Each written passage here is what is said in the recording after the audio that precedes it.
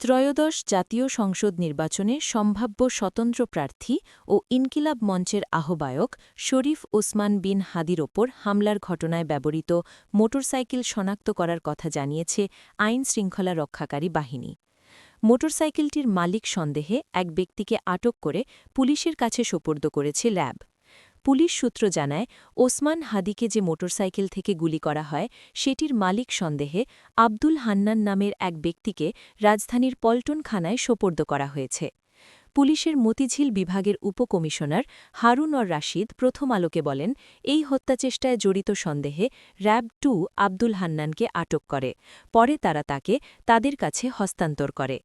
এর আগে পুলিশ জানায়, ওসমান হাদির ওপর হামলাকারীদের একজনকে শনাক্ত করা হয়েছে, তাকে গ্রেফতারে অভিযান চলছে।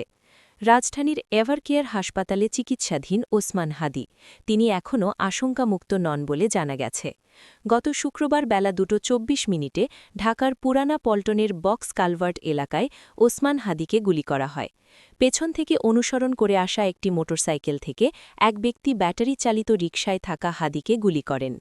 হামলাকারীদের শনাক্তে পল্টন থানার পাশাপাশি র্যাব, ডিবি সহ পুলিশের বিভিন্ন ইউনিট তদন্ত করছে ও অভিযান চালাচ্ছে বলে আইন শৃঙ্খলা রক্ষাকারী বাহিনী সূত্রে জানা গেছে।